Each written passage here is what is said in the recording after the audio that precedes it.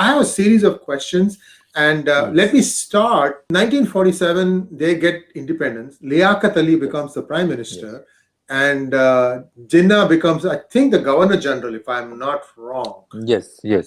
Right. So he is there. So he wanted. So they didn't write the constitution until I think much later. So Liaquat Ali may have governed that thing, like a political class may have governed it, but he got assassinated and Ayub Khan came in.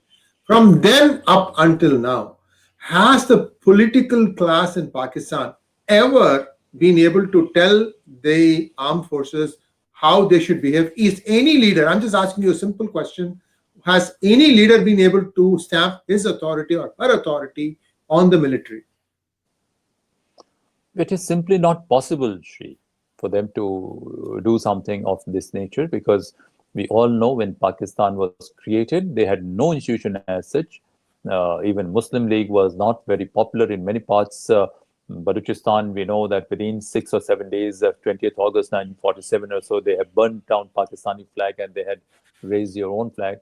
So it wasn't there. Muslim League wasn't that popular, wasn't very acceptable. And I wouldn't say I'm not an Islamophobic as such, but there is some element of violence, some element of deception, as we say, as part of social behavior, because 90% of them are Hindu converts only, even in Pakistan. 2 generations.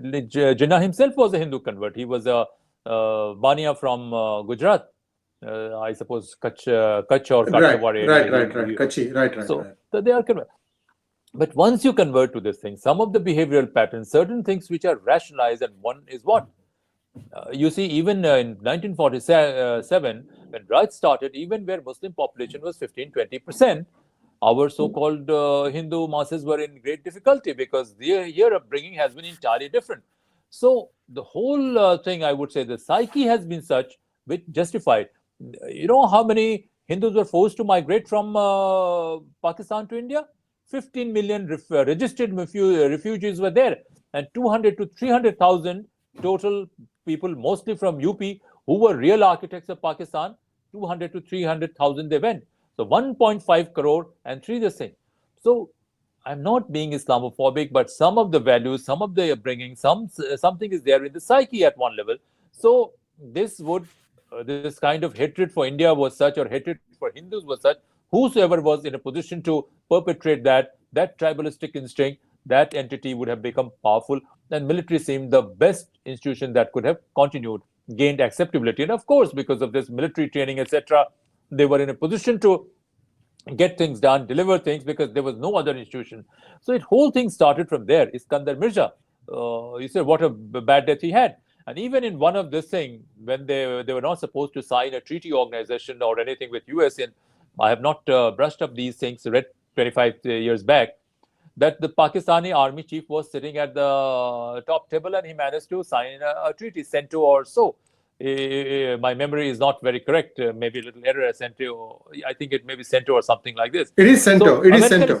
CENTO. America. Yes, America. Because I'm not a specialist. I cover a very broad area. So at times it is difficult to remember things. So what I'm trying to say that from that time onwards, this has been happening, and West also realized that instead of talking to politicians who could not get things done, it was better to talk to military establishment, and this was a very convenient kind of arrangement. And since then, military has been coming up. But I would say the whole thing is not confined to military alone. It has to do with some psyche, some values, some behavior patterns. Certain things have to be changed, because even if you go in average households, not all Indian Muslims are, 90% of them are entirely different. They are as patriotic as Hindus, and they would love to live with this thing. But still, this rabid propaganda which goes on, focusing on complete hatred for Hindus, saying that even it's justifiable to rape non-Muslim women, and especially targeting Hindus. They have been talking about Ghazwa-e-Hind.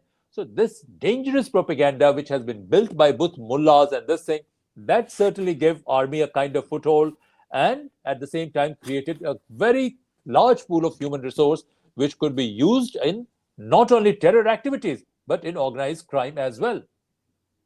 I will certainly go through this. This is my book. I wrote this about a year ago. It was released in December of last year.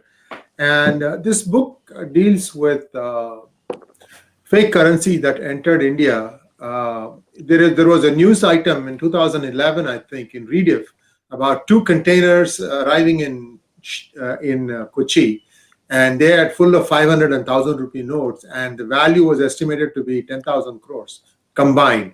And that was the spark of the story. And then I built a story on that, and then why demonetization had to be done.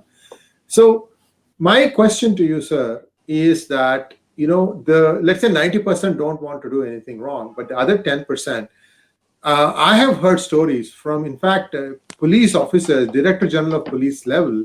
They've told me that in places like the old city of Hyderabad, for example, when they have these Friday namaz meetings, and then there is always a meeting after that, the Muslims don't even want police officers who happen to be also Muslims to be present there.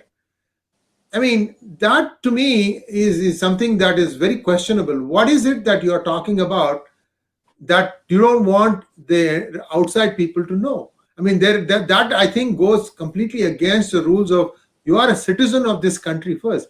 How does one, so this is the question, how does one inculcate to any boy from the first day that they join school, boy or girl, that you are an Indian first, then you are something else, then you are an Assami speaking Indian, you are a Tamil speaking Indian, you are a Odia speaking Indian, you could be Hindu, you could be Sanatani, you could be Buddhist. Where did this thing go wrong? I mean, I understand that the communists took over control of India's education system, but are things so bad that they don't even want to say that they are Indians? I'm really restrained not to share a lot of my personal knowledge, but which I got in professional official capacity. But I would say that this thing was happening in JNU in late 1980s. All these Muslim friends, my roommate during my post-graduation days was a Muslim, though I convinced him later, and he drifted a little bit. They were all going to this, he stopped going to those meetings. They were all having closed-door meetings in which only Muslims were permitted. So this has been happening not from now, but for a much longer period of time, from 19th century or even earlier. And interestingly, most of them are converts only. When I tried to read tried to learn Urdu, I was very fond of Sahil and I wanted to learn Urdu. And some of my friends, they got me books from Jama Masjid, and by mistake, they got a book which is part of syllabus of Dini Madrasa. What does that book say? That book says, Lalu मूरत मत पूछ, खुदा एक है, एक खुदा को पूछ. कुछ लोग पत्थर पूछते हैं, पत्थर पूछना कितनी बेवकूफी है. So directly from a very young age, for generations, we don't know for how many generations this book is being taught. So for generations, people have been brainwashed, and they have been said, all kinds of things have been told against so-called Hindus, etc. Thirdly, what happens? Your criminal justice system is horrible, or there's no economic security as such. And this funding, etc., through 10,000 crore rupees, you are saying this may be tip of an iceberg. There would be much larger funding. And without collaborators, without supporters, do you think it is possible? It is not possible that without some supporters and collaborators, this kind of business can go on. And everybody, however patriotic the person may claim to be, even if they are Hindu fundamentalists, etc., or RSS people, even if they are beneficiary of something like this, they become their automatic partner. So this is the dynamics of covert war, because covert war is not necessarily killing, but crippling you, destroying you, and benefiting out of it. Wars were fought for booty. This is the booty you are getting without spilling a drop of blood. So what I'm trying to say, for generations, they have managed to brainwash it. And when I talk about strategic myopia, in my last article, when I have forwarded to you, I'm a man of action, I'm not an academic, so maybe my language may have some this thing, but I try to raise issue. And this is what strategic myopia is. You try to see other person from your own perspective, whether within or outside. They are not other person, but this kind of propaganda, brainwashing has been going on for generations, and this has to be brought to an end. And the way to bring to an end is not to raise a counter-Hindu this thing in social media, try to ape them. You be strong. You need far more efficient things, and not necessarily through police. You create community police organizations. I've been saying that our entire counter-terror strategy has to graduate to a different level, because beyond a point, I'm not saying now, for decades, beyond a point, this strategy is going to be very costly and very dangerous, maybe some people will be beneficiaries of the whole thing, but no one is going to win in long run, because we can have a situation that a small organized gang, they can intimidate much larger population. This has been the entire strategy of so-called Mamluk Mughal warfare, you can say, getting people from here, and the Pakistani establishment thinks that yes, this is the way to go about it, and they will be first to desert even their country if need be there, and take shelter over there, and they start talking about good things with you. There was one chapter in one of these books, Shaitancha. And who is Shaitancha? Shaitancha is anyone who is not part of you. Is virtually, for all practical purposes, this book was saying that every Hindu is a Satan. And imagine, I'm not saying all Muslims read it, but this kind of thing has been going on. And when you are in difficult this thing, you are absolutely justified to say, to do, or rather pretend to, as innocent, try to like them, because you have to fight a Satan. So this kind of deceptive behavior has been inculcated, and this is what, especially people who are not having access to good education. I'm not saying all Muslims believe it. 90% of my Muslim friends, including women, they say, I dread to give my daughter in a traditional Muslim household, because this kind of deceptive behavior, some degree of cruelty, etc., which is taught, like slaughtering. Small this thing, you have to slaughter this. Maybe this was a medieval era practice, but Islamic community has to, within India, has to rather hold something called Isma and say, look, these are medieval barbaric practices, we have to get out of it, and we are living everywhere. In today's world, can you create this kind of ghetto? And it where only Muslims live and non-Muslims are not there?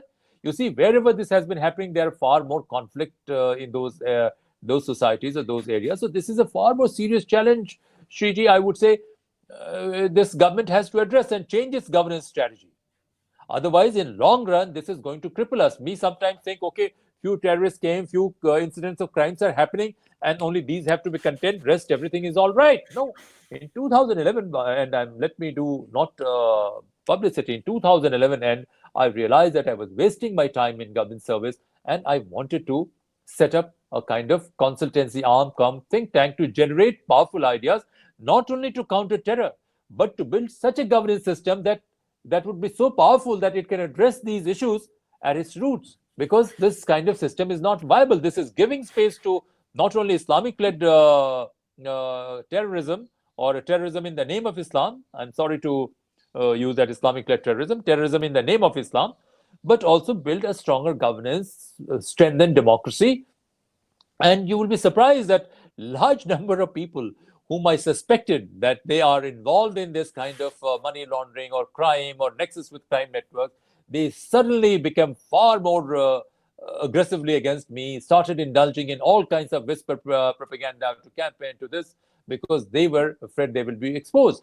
So what I'm trying to say, this is not one-off incident. This is impacting, the whole thing is impacting our society. I hope I have not spoken too long, please.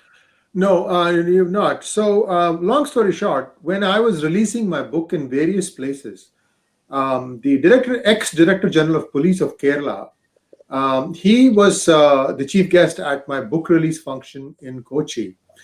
And while he was talking, and by the way, he was the one who wrote the original Love Jihad document. He was the head of intelligence at that time. You might know him, Dr. T.P. Senkumar. And he was the one who wrote the original Love Jihad document, which was placed in the then government of Kerala, which was run by Umen Chandi. And that government, which is the United Democratic UDF, United Democratic Front, they kept it, buried it under the carpet. Then the following government, Pinarayi Vijayan, has done the same thing. Essentially, it doesn't matter who is running the government in Kerala. They are too scared to dust off the thing and look at the facts and evidence presented in that report. So he had some very compelling point, but I'll cut to the chase. Instead, you said that 10,000 crores is the drop in the bucket. So here is what we arrived at. If you remember the demonetization, the RBI said that they expect fully 13% of the currency to not return, which means they said that only 87% of the money will come back. The remaining 13% is all black money. We don't expect it to come back. Dirty money, or rather fake currency. Fake currency. Well, whatever it is. So Has the RBI given the actual number as to what came back? Here is the number that many have whispered in the corridors, but they are too afraid to admit to: 113%. So that is 26% was fake currency. Now, if you say that at the time of demonetization, 2016, November 8th, India was, say, 18 trillion rupees. So 26% is about 4 lakh crores, 18 lakh crores, so 4 lakh crores. 4 lakh crores was the fake currency component in the Indian economy. And again, Dr. T.P. Senkumar said that we used to routinely get the fake currency and we used to check at a bank. We'll take the fake currency and we'll take the real currency and ask the cashier, can you tell me which is real and which is fake? He said, for the most part, they would take the fake currency and say that is the real currency. So you have this, So you have this, So you have this problem that Pakistan had done a perfect job of creating fake currency. So long story short, 4 lakh crores is a fake currency in 2016 when the demonetization was announced. And at that time, it was a cash-based economy almost all over India. So the velocity at that time was like 10x. So in the economic system of India, 40 lakh crores was in circulation. Now, with the demonetization, some people have told me that about 15% of the money has gone down. But the rest of the money is still in the system. And it is my contention that this can be turned and let loose on the innocent population at any time. What are your thoughts? So my question to you, sir, is, yes, you are right. The amount of money is probably around 4 lakh crores, fake currency. And how do you think this will impact the security of India? Well, I cannot say what would be the total quantum of fake currency in India. I think it is very difficult to guess for me, because I'm also relying on newspaper media reports. But it has dangerous consequences in multiple ways. In Bihar, for example, it went to polls this month only, early this month. And there were 54 political parties, or last time it was 80 political parties, but 54 political parties which contested polls, and people were using choppers. Large number of them were using choppers. And imagine, I'm not saying that this was funded entirely by fake currency, but it is difficult to visualize that if fake currency networks are there, they also need support structure. And support structure is what? Political and other establishment who can interfere with rule of law or something. So they would certainly like to invest, because this is part of a strategy of war. If you are, attacking somewhere, you need covering fire, you need some bases, etc. So in this war, who are these bases? Who can provide covering fire? Very well placed police officer in one particular state, chief election commissioner, former chief election commissioner. He said that how he was suspicious of one particular police officer because he was a kingpin of this so-called network. Again, happened to be Muslim. I'm not trying to say that all Muslims are like that, but he happened to be Muslims. And I'm sure the chief election commissioner also, by the way, I didn't want to disclose his identity, but he is also, and a good number of bureaucrats who have caught them are also Muslims. So it is not Islamophobic. There are a large number of patriotic Muslim civil servants and Muslim civil society activists who staunchly feel for India.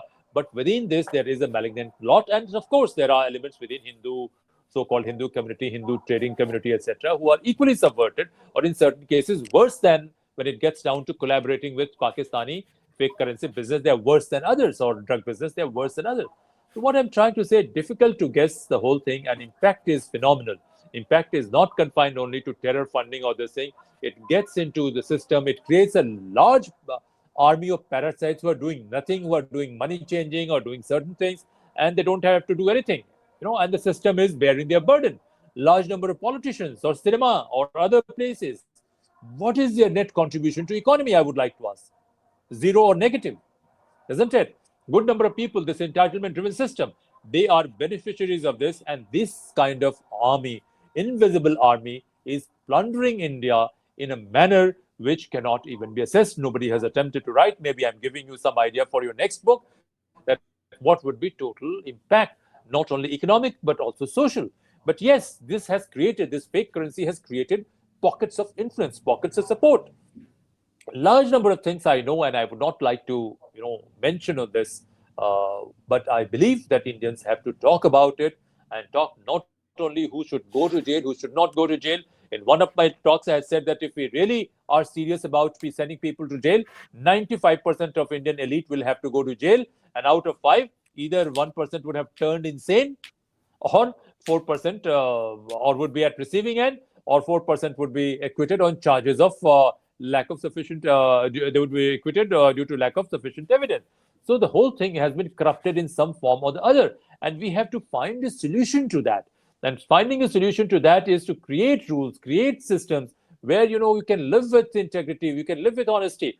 You are talking about this, so I don't know, I don't have confirmed information, but a lot of people were saying, and I was doing a National Defense College program at that time, and my friends were saying at that time that you could go to bank managers and you can change this thing by giving certain amount as bribe. So when you are having a larger ecosystem of corruption, whatever policies political leadership can bring in, these policies are going to be subverted. So I would say that the impact of fake currency is multiple. We cannot really come to a conclusion that what is its figure, but in a larger corrupt system, anybody can do anything. I have large number of stories told to me by my friends that how these things have been working and how these criminal gangs have been supporting, and how sections in the law enforcement or criminal justice systems have also been collaborating with this, promoting this fake currency business at a very high level. So we should not get into detail, and our criminal justice system has to, this is why I believe, has to graduate to a different level to be able to address it. And this is not going to be possible by giving speeches. Far more innovation is required to contain this problem to a certain extent. Otherwise, it is going to increase like cancer. Regarding love jihad, you mentioned, Sree, I was posted as a diplomat and I was doing diplomatic duty in London, though a lot of things are mentioned about me in media. But whatever is there about underworld networks, etc., it was part of my diplomatic duty. One of my duties was, providing relief to distressed Indian women. I did not have infrastructure as such. I did not have expertise. It is a very specialized subject. I managed to create a team of volunteers, few volunteers, Indian women. And, it was so difficult because all the rich people, all the rich temple, etc., they would like to come to High Commission. They would like to get all these benefits, but they would like to contribute in whatever ways whenever these women were in distress. What disturbed me most, this was in 2009, end of 2010, beginning, that organized gang of Pakistanis, they were targeting Indian girls. Because Grooming I gangs. remember, Yeah. no, grooming gangs came much later, and people Oh, who I did see. this story, they were my friends. Because see. then I started telling them that you need to do this thing, and then sometime in mid 2010, this grooming gangs came up. But in 2009, and some I received a call from a city called Sheffield. Some boys, they said, "Sir, no one is listening to us. You are the only one who's picking up his phone and letting me speak." So I said, "You come over. What is the issue?" Because they said, so many Pakistani gangs, they have been targeting Indian girls. And it started from there. They were used to beat up Indian students and target Indian girls. That used to happen. Then a much more sinister this thing I came across, and this was, some would target, they would treat it as a hunting exercise. Some would target these girls, some would bring pressure. They would first try to win over their support by being nice to them. And surprisingly, sections of Indian Muslim friends also were targeting. They did not spare even married Hindu women, and victims were many times, children of high profile Indian politicians and people from good Indian families. Many did not force on conversion, but their whole direction came from certain point. Their linkages remained with underground activity, Pakistani underground activities, because even in those cities, in one case, I remember Deputy Chief Constable told me that he had carried out 36 raids, and my complaint was confined only to some Pakistani men, Muslim men, or some Indian Muslim also targeting Indian girls. And he said, no, all these people were involved in drug and terrorism is linked. So imagine, what kind of clout they would be building. And it gives you, if you become Muslims or if you associate with them, what happens? You get access to money, you get access to support, and there is no moral inhibition that how we are treating women. So in the name of Islam, I'm not trying to to be Islamic phobic. I'm not. I have large number of Muslim friends who share somewhat similar values, but in name of Islam, these groups, this organized network allows you to do anything, indulge in any kind of crime, rape any number of women, and treat women as commodity. And non-Muslim women, they said yes, they are there for pleasure, and nobody is able to speak about it. Look, I'm a responsible person, well-read, well-traveled, and specialized in this subject. And after that, I'm not saying that others are not there. There is a kind of cannibalism almost everywhere, but there is nowhere it is operating in such an organized form.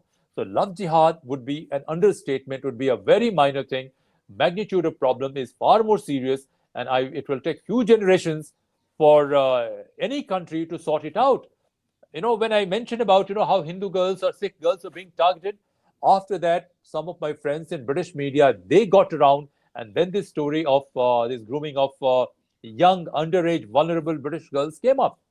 And when I started talking about why democracy has to graduate to the next higher stage, because this is the problem. You are not able to protect vulnerable people in your society, even in a very stable and rich democracy like Great Britain. So leave aside India, where these small cartels, small gangs, small these things, access to resources, access to power, ability to bypass rule, criminal justice system, what they would be doing, what kind of damage they would be inflicting on society. And any girl who was targeted after that, I remained disturbed, Sree. For months I remained disturbed, and I remained disturbed that the kind of impact it has on a victim.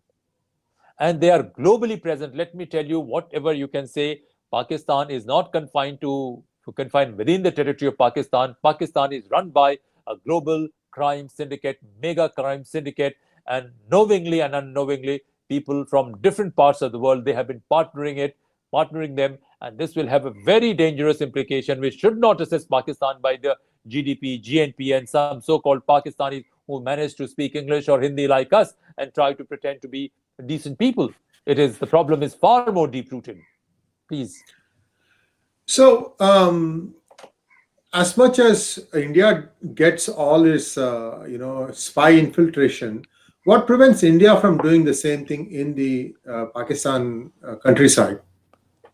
No, well, spy infiltration is one subject I have not been speaking, and I also do not have much this thing. I'm essentially kind of, you can say, analyst. I do analyze. So why it has not been doing would be, my assessment. Assessment is the kind of human resources, and this is not going to get over by, infiltrating and doing some odd things. And I don't know what they are doing and how is it happening, because my knowledge is not there. But what I would say, that Pakistani security establishment or military establishment is not completely loyal to their own country. Secondly, their strategy is what? Because of bad criminal justice system, anyone would be suspect. I'm not saying it is my knowledge, it is my assessment and based on media reports that anyone who's remotely suspected of having Indian connection will be, even without evidence, is going to be wiped out. And there's one case many years back, 25, 30 years back, I had by Tahmina Durrani's book, that how Ghulam Mustafa Khar, he was suspected of some Indian connection, and ISI chief and this thing, they managed to knock them out. So that is the kind of psyche, that is the kind of infrastructure, and it doesn't have to be association with India. If there is something, I would say something, even if there is someone who's genuinely protesting against Pakistani military establishment, that person would be charged as being agent of India. So that is one level. India, I would suppose, has to build integrity of institutions. In Bihar election also, there are some political analysts, they are saying that there was a kind of secret understanding between a Hindu nationalist party and a Hyderabadi, this Islamist party. Owaisi's brother had openly threatened to kill all Hindus, and openly saying things which are highly denigrating to its majority population, but nothing has happened to him. So if you have this kind of political compulsions, if you have this kind of thing, the whole ecosystem, as I say, is not to our advantage. That is one thing. And I would say that India no professional agency or institution can come up, because we have overarching civil service where you do not have to perform every day. You just join paratroop at some department here, there, and you are there everywhere. So we do not have a very specialized arm of the state. India has to reform its bureaucracy, but I don't know who all are obstructing it. India has to reform its political funding and structure of political parties. I have forwarded this write-up to you. This has long-term this thing. India has to reform even its corporate sector to a certain extent to bolster its national security capacity, because this kind of war cannot be fought. Okay, they are doing this, we will do this. No, you cannot do, because their core competence is much larger. They are a different society, and that society is not bothered about its own population. We are, and they are not even a civilization. Who are Mamluks? Whose descendants Pakistanis claim to be? These were slaves who were sold in West Asian markets and Turkey and other places. So did they have any values? No, they didn't have any values as such. Balban wanted everyone to kiss his feet, because this is how you expect a slave to behave. And that is the psyche, that they still don't feel responsible enough for their own country. But as a larger civilization, I suppose India has a far more serious moral obligation. And I hope, Sree, that even if a political class has become bankrupt, these are political parties have become an army of loyalists. At least civil society has to come up, talk about it, identify who we are. We do not have to denigrate adherents of any faith. There are brilliant people, extremely patriotic in Muslim community of India. All have to go together. But this psyche of, I would say, subverted psyche, this perverse psyche, preaching hatred against people, encouraging people to indulge in everything. There were few cases, they said that some, I feel sorry for them, that they would spit on the saying, urinate on vegetables and sell vegetables, and this would be there. So that is the level of hatred. It's not nothing to do with Islam. This is the kind of hatred which has been taught to people. So all these things have to be addressed, and these are not going to be addressed by one or two things.